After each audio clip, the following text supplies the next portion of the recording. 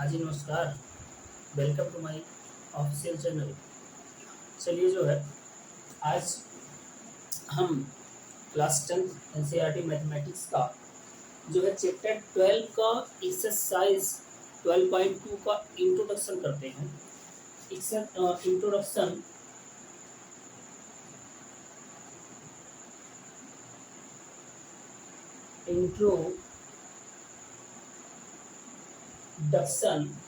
Exercise 12.2। यहाँ पर हम बात करेंगे त्रिज्यखंड और वृत्तखंड के क्षेत्रफल का, जिसमें जो है, क्योंकि पिछले वीडियो में हम लोग पिछली क्लास में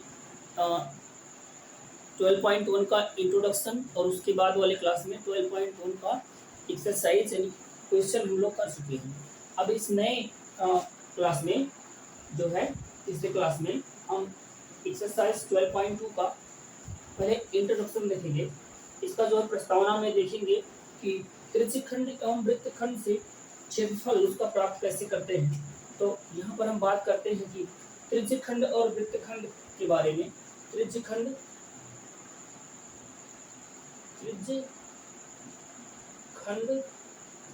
एवं वृत्तखंड, त्रिज्यखंड एवं वृत्तखंड के क्षेत्रफल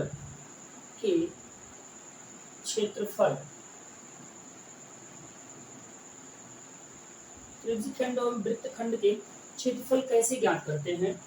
how we will find the area of a sector and a segment of a circle. Sector of a circle,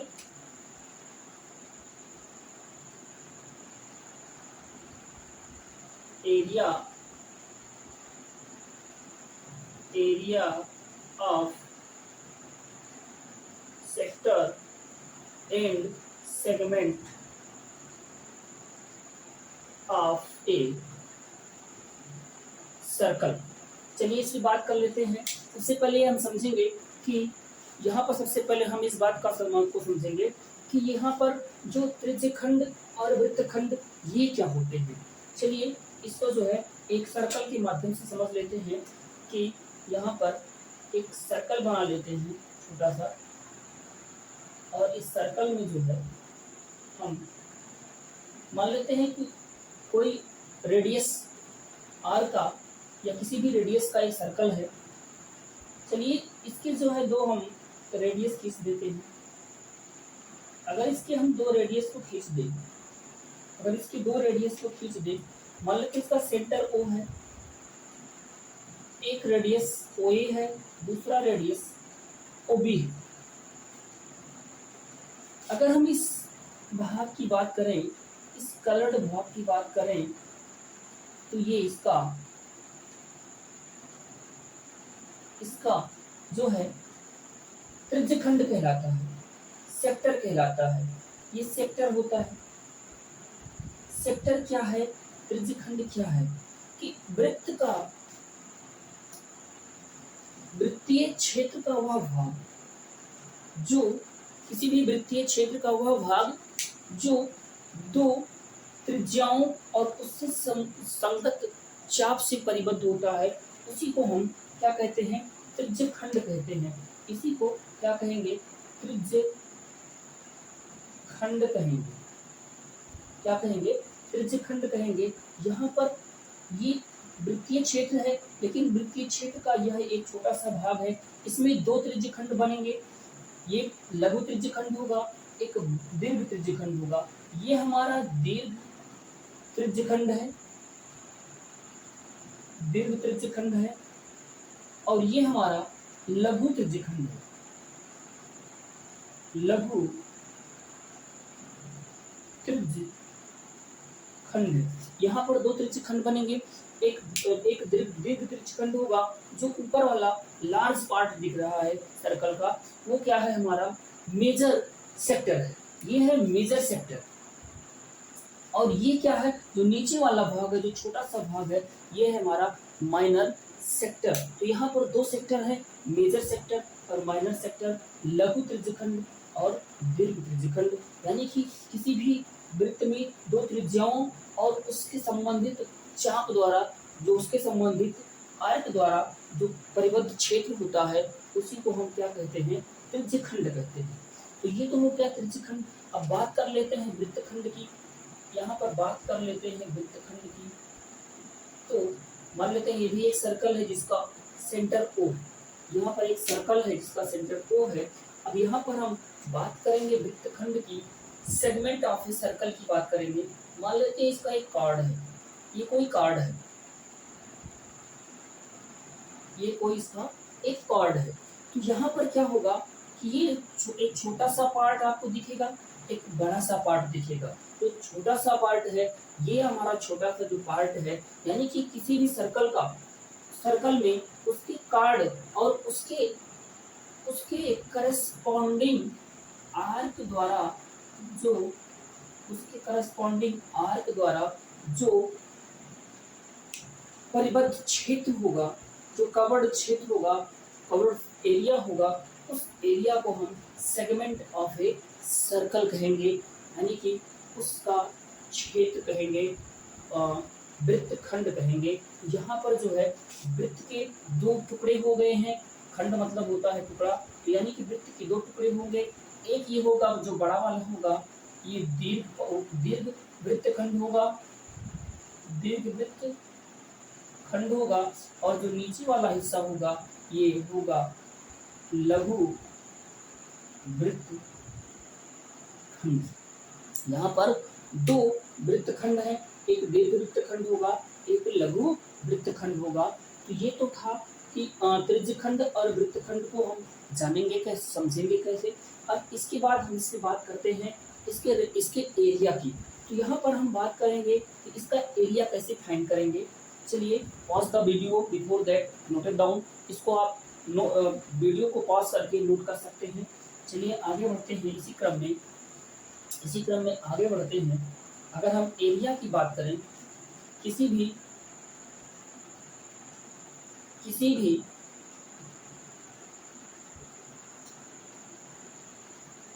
त्रिज्यखंड का एरिया की बात करते हैं।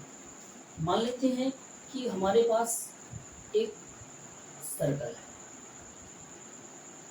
एक कोई सर्कल है, कोई वृत्त है, जिसका सेंटर O है और इस सर्कल का रेडियस R है। चलिए इसको हम दो जगह पे ज्वाइंट कर देते हैं, और ये हमारा OA है और ये हमारा OB। अब यहाँ पर दो मान लेते हैं, इसके बीच का जो एंगल है वो थीटा है। सपोज कर लेते हैं कि जो यहाँ पर त्रिज्यखंड बन रहा है, जो सेक्टर बन रहा है, उस सेक्टर में दोनों रेडियस के बीच का एंगल थीटा है। तो हमें इस छोटे वाले त्रिज्यखंड का यानी माइनर सेक्टर का एरिया फाइंड करना है। चलिए यहाँ पर जानते हैं कि देखिए, जब कोई सर्कल होता है तो सर्कल का जो सर्कुलर एंगल होता है, कंप्लीट एंगल जो होता है, ये आपको पता है कि 360 डिग्री होता है सर्कल का, है ना। Complete angle of a circle कितना होता है, 360 डिग्री का होता है। दूसरी बात कर लेते हैं कि एरिया ऑफ सर्कल क्या होता है। एरिया ऑफ सर्कल पिछले वीडियो में हमने इसके इंट्रोडक्शन वाले पार्ट में बताया था कि इसका एरिया जो होता है वो पाई आर स्क्वायर होता है। अब यहाँ पर क्या है कि जब ये 360 डिग्री बनाता है, कंप्लीट एंगल बनाता है, तब उसका एरिया पाई आर स्क्वायर हो जाता है। यानी कि हम यहाँ पर कह सकते हैं कि जो इसका मेजरमेंट है 360 डिग्री का, ये किसके इक्वल हो जाता है, पाई आर स्क्वायर के। यानी कि जब भी जो उसका वृत्तीय कोण सर्कुलर एंगल 360 डिग्री का बनेगा, तो उस सर्कल का एरिया कितना हो जाएगा, पाई आर स्क्वायर हो जाएगा। अब यहाँ पर अगर हम बात करें कि अगर ये 1 डिग्री होगा, तो इसका एरिया पाई आर स्क्वायर बटा 360 डिग्री हो जाएगा। कितना हो जाएगा 360 हो जाएगा। अगर 1 डिग्री बनेगा यानी इसके बीच में जो एंगल बनेगा वो 1 डिग्री का बनेगा तो वो कितना हो जाएगा पाई आर स्क्वायर बटा 360। अगर मान लेते हैं कि दोनों रेडियस के बीच का एंगल थीटा डिग्री हो, कितना हो थीटा डिग्री हो, तो थीटा डिग्री होने पर ये इस कोण का मान कितना हो जाएगा, इस वृत्तखंड का जो त्रिज्यखंड है, इस त्रिज्यखंड का जो क्षेत्रफल होगा वो हो जाएगा pi are square upon 360 multiply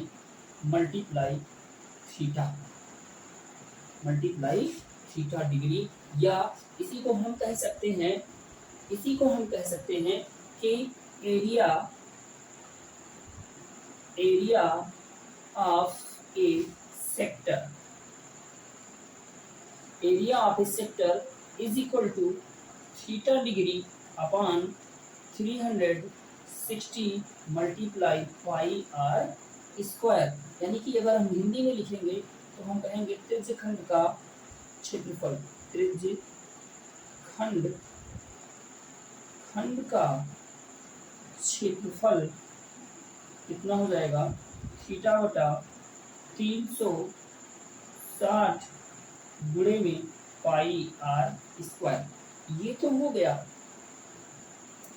गया एरिया ऑफ ए सेक्टर, या हम कह सकते हैं कि त्रिज्यखंड का क्षेत्रफल कितना हो जाएगा पाई आर स्क्वायर। अब यहाँ पर देखिए एक ये माइनर सेक्टर है, एक ये मेजर सेक्टर है, तो यहाँ पर मेजर सेक्टर निकालना हो या माइनर सेक्टर निकालना हो, देखिए जब तक कहा नहीं जाएगा कि दीर्घ वृत्तखंड का निकालना है तब तक अगर सिर्फ वृत्तखंड की बात करेंगे, अगर जब तक कहा नहीं जाएगा कि लघु त्रिज्यखंड या दीर्घ त्रिज्यखंड, केवल त्रिज्यखंड की बात की जाएगी तो सदैव हम उसके लघु त्रिज्यखंड वाले भाग की हम बात करेंगे। यहाँ पर अगर हम बात करें दीर्घ त्रिज्यखंड की, तो अगर ये थीटा है तो कंप्लीट 360 होता है, ये कितना हो जाएगा 360 माइनस थीटा हो जाएगा, कितना हो जाएगा 360 माइनस थीटा हो जाएगा। तो ये तो था त्रिज्यखंड का क्षेत्रफल या लघु त्रिज्यखंड का क्षेत्रफल। अगर इसके संगत हम दीर्घ त्रिज्यखंड का क्षेत्रफल ज्ञात करेंगे तो थीटा के स्थान पर हम रखेंगे 360 minus theta divide by 360 multiply pi are square. ये हो जाएगा, इसको नीचे लिख लेते हैं, थोड़ा सा स्पेस कम पड़ रहा है, ये हो जाएगा, देखिए यह नीचे लिख देते हैं, ये हो जाएगा 360 minus theta divide by 360 multiply pi are square. ये हो जाएगा संगत दीर्घ त्रिज्यखंड का क्षेत्रफल। अब यहाँ पर अगर हम बात करते हैं कि वृत्तखंड के क्षेत्रफल की, तो ये तो था त्रिज्यखंड का क्षेत्रफल, एरिया ऑफ ए सेक्टर, चाहे हमें मेजर का निकालना हो चाहे हमें माइनर का निकालना हो तो हम उसको इस हिसाब से हल कर लेते हैं। लेकिन अगर हमें यहाँ पर बात करनी हो कि उसके संगत वृत्तखंड का क्षेत्रफल कैसे ज्ञात करते हैं, वृत्तखंड का क्षेत्रफल कैसे फाइंड करेंगे, how will find the area of A segment of a circle. मान लेते हैं यहाँ से हम इसकी एक कॉर्ड को खींच देते हैं, जब कॉर्ड खींच देंगे तो ये एक छोटा वाला भाग होगा जो कि माइनर सेगमेंट होगा, और इसके ऊपर जो होगा यहाँ पर हम एक डॉट लगा के पी लिख देते हैं, ए पी बी ये, और नीचे ए एक्स बी, ये जो होगा ए एक्स बी जो होगा वो हमारा माइनर सेगमेंट होगा, और ए पी बी जो होगा ये क्या हो जाएगा मेजर सेगमेंट हो जाएगा। तो यहाँ पर हम अगर हमें ए एक्स बी ढूंढ के फिर यहाँ से आएंगे, अगर हमें इस माइनर सेगमेंट का एरिया फाइंड करना है, लघु वृत्तखंड का क्षेत्रफल अगर निकालना है, लघु वृत्तखंड का क्षेत्रफल निकालना है लघु वृत्तखंड का क्षेत्रफल निकालना है तो हम क्या करेंगे, थोड़ा सा इधर से लिखते हैं। लघु वृत्तखंड नाम दे देते हैं ए एक्स, कैपिटल लेटर लिखेंगे ए एक्स बी का क्षेत्रफल, लघु वृत्तखंड ए एक्स बी का क्षेत्रफल। इसको फाइंड करने के लिए क्या करेंगे, त्रिज्यखंड ए ओ बी का क्षेत्रफल माइनस त्रिभुज ए ओ बी का क्षेत्रफल, यानी कि हम इस त्रिज्यखंड के क्षेत्रफल से इस त्रिभुज का क्षेत्रफल घटा लेंगे। इसी फार्मूले का प्रयोग करते हुए हम चाहे लघु वृत्तखंड का क्षेत्रफल निकालना हो, चाहे वृत्तखंड का क्षेत्रफल निकालना हो, हम उसको बड़े ही आसानी से ज्ञात करेंगे। अगर हमें दीर्घ वृत्तखंड का क्षेत्रफल निकालना हो, दीर्घ वृत्तखंड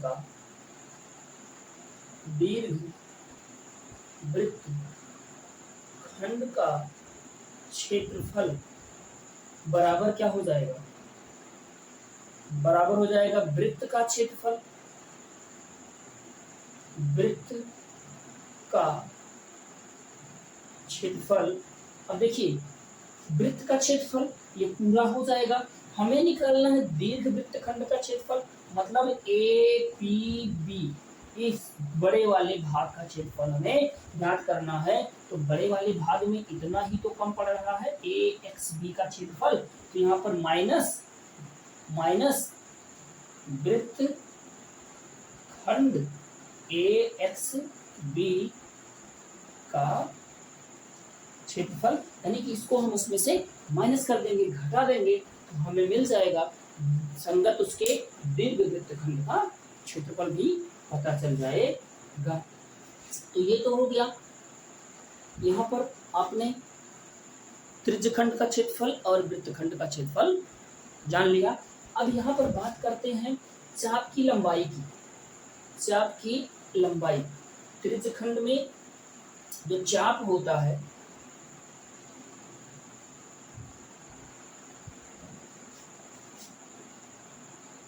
चाप की लंबाई, चाप की लंबाई की अगर हम बात करें, देखिए चाप जैसे ए एक्स बी है या ए पी बी है, ये क्या है, चाप है, यानी दो त्रिज्याओं के बीच में वृत्त का जो परिधीय क्षेत्र पड़ता है, परिधीय भाग पड़ता है, उसी को चाप कहते हैं। तो यहाँ पर चाप की लंबाई निकालना है। सबसे पहले क्या करते हैं कि पूरे वृत्त की परिधि क्या होती है, परिधि, तो परिधि की लंबाई जो होती है, परिधि होता है 2 पाई आर, और ये 2 पाई आर कब होता है, जब थीटा का मान 360 डिग्री हो जाता है। थीटा का मान 360 डिग्री के संगत परिधि 2 पाई आर होता है, यानी कि हम यहाँ पर इसको लिख सकते हैं कि 360 डिग्री किसके संगत होता है, 2 पाई आर की संगत होता है। ध्यान रहे एरिया निकालते वक्त भी 360 डिग्री उसके कंप्लीट एरिया के संगत होता है, इक्विवेलेंट होता है, और यहाँ पर 360 डिग्री ही उसके सरकमफ्रेंस की भी संगत हो जाता है, करस्पॉन्डिंग हो जाता है, तो 2 पाई आर की इक्वल हो जाएगा। यहाँ पर अगर थीटा डिग्री की बात कर लें, अगर हम थीटा डिग्री की बात कर लें, जैसे 1 डिग्री की बात कर लें, अगर 1 डिग्री, तो 2 पाई आर बटा 360 हो जाएगा। अगर यहाँ पर एंगल थीटा डिग्री हो तो ये हो जाएगा 2 पाई आर थीटा बटा 360, या इसी को हम लिख सकते हैं थीटा बटा 360 मल्टीप्लाई 2 पाई आर। तो ये हो गया, यानी कि चाप की लंबाई, जो चाप की लंबाई बनेगी वो बनेगी थीटा डिग्री, थीटा बटा 360 मल्टीप्लाई 2 पाई आर। ये हो गया चाप की लंबाई। अब चाहे हमें दीर्घ चाप की लंबाई निकालनी हो, चाहे लघु चाप की लंबाई निकालनी हो, ए एक्स बी इसका लघु चाप है और ए पी बी इसका दीर्घ चाप है। जैसे दीर्घ वृत्तखंड, दीर्घ त्रिज्यखंड, वैसे ही दीर्घ चाप और लघु चाप भी माइनर आर्क और ये मेजर आर्क हो जाएगा। तो यहाँ पर अगर सिर्फ चाप की लंबाई की बात करेंगे तो हम सदैव लघु चाप की ही बात करेंगे, लेकिन अगर क्वेश्चन में दिया गया है कि संगत उसके दीर्घ चाप की लंबाई ज्ञात कीजिए, तब हम उसके हिसाब से क्या करेंगे, थीटा के स्थान पर क्या पुट कर देंगे, दीर्घ चाप की लंबाई के लिए दीर्घ चाप की लंबाई अगर हमें ज्ञात करना होगा तो ये 360 माइनस थीटा, 360 माइनस थीटा बटा 360 इंटू 2 पाई आर का प्रयोग सदैव करेंगे। 360 माइनस थीटा बटा 360 बटे 2 पाई आर का ही प्रयोग किया जाएगा। तो ये तो था area related to sector and segment of a circle. And यहाँ पर हमने और सीखा क्या कि आर्क की लेंथ को कैसे फाइंड करेंगे, how will find the length of A arc. Arc की लंबाई यानी चाप की लंबाई, अगर हम चाप की लंबाई की बात करेंगे तो थीटा बटा 2 पाई आर हो जाएगा, और संगत दीर्घ चाप की लंबाई की बात करेंगे, मेजर आर्क की बात करेंगे तो 360 minus theta upon 360 multiply 2 pi R का यूज करेंगे। चलिए इस पर एक एग्जांपल ले लेते हैं ताकि बातें और अच्छे से क्लियर हो जाएं।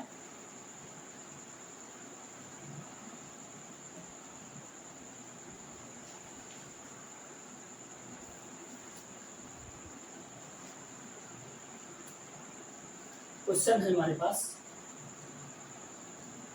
क्वेश्चन है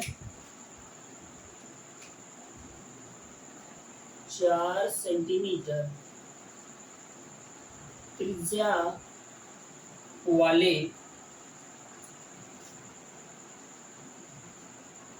4 सेंटीमीटर त्रिज्या वाले त्रिज्य खंड का क्षेत्रफल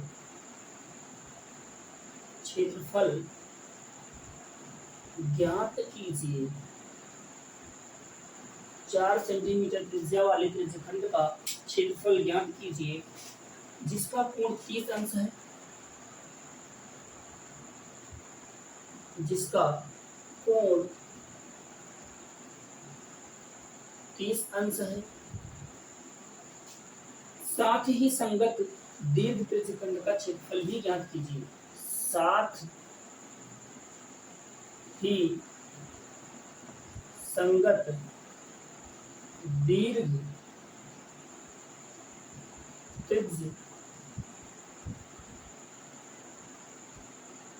त्रिज्यखंड का क्षेत्रफल भी ज्ञात कीजिए। यहाँ पर देखिए क्वेश्चन दिया है क्या, क्वेश्चन कह रहा है कि 4 सेंटीमीटर त्रिज्या वाले त्रिज्यखंड का क्षेत्रफल ज्ञात कीजिए जिसका कोण 30 अंश है, साथ ही संगत दीर्घ त्रिज्यखंड का क्षेत्रफल भी ज्ञात कीजिए। यहाँ पर दिया गया है कि पाई बराबर 3.14 का प्रयोग करना है। यहाँ पर हमें पाई का मान 22/7 नहीं प्रयोग करके बल्कि 3.14 का प्रयोग करना है। जब तक प्रश्न में दिया ना हो कि पाई का मान क्या प्रयोग करना है, तब तक हम सदैव पाई का मान 22/7 ही प्रयोग करते हैं। चलिए आइए इस प्रश्न को हल कर लेते हैं। तो इसका सॉल्यूशन इधर से करेंगे हम, हल सॉल्यूशन। चलिए यहाँ पर सबसे पहले एक सर्कल बना लेते हैं, एक सर्कल जिसका रेडियस दिया गया है 4 सेंटीमीटर है। वो हो गया इसका सेंटर, ये ए हो गया, एक बी हो गया, ये भी 4 सेंटीमीटर है और इसके बीच का कोण 30 डिग्री दिया गया है। ये चीजें दी गई, कह रहा है कि त्रिज्यखंड का क्षेत्रफल, यानी हमें sector of a circle find करना है। ध्यान रखना, area of a sector find करना है। तो इस छोटे से त्रिज्यखंड का क्षेत्रफल ज्ञात करना है। यहाँ पर हमारे पास दिया गया है r का मान, r का मान दिया गया है 4 सेंटीमीटर, थीटा का मान दिया गया है 30 डिग्री। तो हमें एरिया निकालना है। एरिया किसका? Area A O B, area A O B का एरिया निकालना है। एरिया ऑफ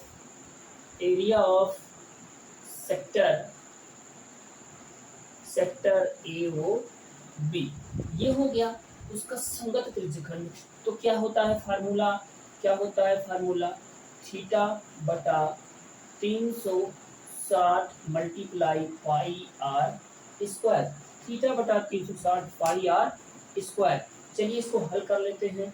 कितना आएगा? थीटा का मान है आपका 30 डिग्री डिवाइड बाई 360 मल्टीप्लाई पाई का मान दिया गया है 3.14 मल्टीप्लाई आर का मान 4 का स्क्वायर। इससे काट दीजिए, एक बार काटेंगे तो 12 बार जाएगा। तो यहाँ बचेगा ऊपर 1/12 गुणे 3.14 गुणे 16, 4 का स्क्वायर 16 हो जाएगा। तो 4 तिया 12, 4 चौक 16। अगर 3 से इसको काटते हैं तो 3 1 3, 0 3 चौक 12, 2 बच जाएगा, 3 7 18। इसका मल्टीप्लाई कर लेते हैं तो 4 6 24, 4 चौक 16, 2 18 और ये हो जाएगा 4.18, यानी कि ये लगभग कितना हो जाएगा 4.18 सेंटीमीटर स्क्वायर। यानी इसका जो एरिया आया छोटे से सेक्टर का लघु त्रिज्यखंड का जो क्षेत्रफल आया तो कितना आया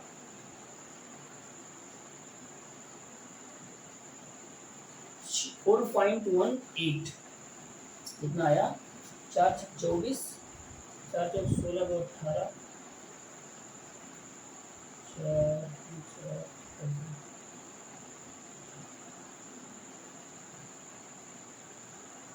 ठीक है, इतना है।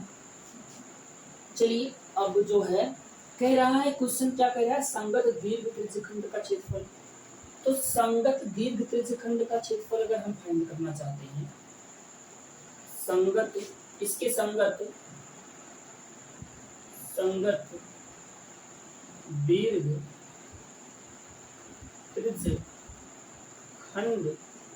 का क्षेत्रफल, अभी हमने बताया जब इसका एरिया निकालना होता है तो थीटा के स्थान पर क्या रखते हैं 360 minus theta divide by 360 multiply pi are square, ये हो जाएगा। यहाँ पर हम क्या प्रयोग करेंगे 360 माइनस 30 डिवाइड बाई 360, पाई का मान 3.14 गुणे 4 का स्क्वायर। चलिए इसको आप घटाएंगे तो आएगा 300 बटा 360 गुणे 3.14 गुणे 16, एक 0 कट जाएगा, 3 दहम 30 और ये काटेंगे 3 बरहियम 36, 3 बरहियम 36, तो 4 तिया 12 और 4 चौका 16। चलिए इसे गुणा कर लेते हैं तो ये हो जाएगा 31.4 और 4 का गुणा 10 से गुणा हो जाएगा इसमें, तो ये आएगा 31.4 गुणे 4 बटा 3, गुणा कर लेते हैं 4 चौक 16, 4 चौक 16, 4 1 4 1 5, 4 तिया 12, 125.6।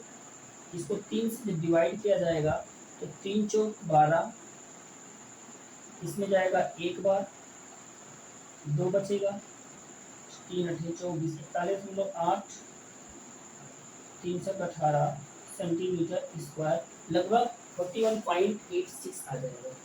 लगभग 51.86 आएगा। चलिए, तो आज का जो है वीडियो में, आज के सेशन में इतना ही।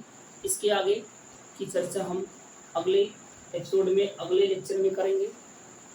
आई होप कि आपको ये हमारा क्लास बेहद पसंद आएगा। अगर आप इस चैनल पे नए हैं, पहली बार आए हैं, तो इसे अवश्य सब्सक्राइब कर लीजिएगा ताकि आपको, और बेल आइकन प्रेस कर लेना ताकि आपको नोटिफिकेशन तुरंत मिलता रहे जैसा भी हम कोई भी वीडियो अपलोड करते हैं। और इसे अगर पसंद आया है तो लाइक अवश्य करना और इसे अपने मित्रों के पास शेयर करना ताकि उनको भी इसका लाभ मिल सके। धन्यवाद।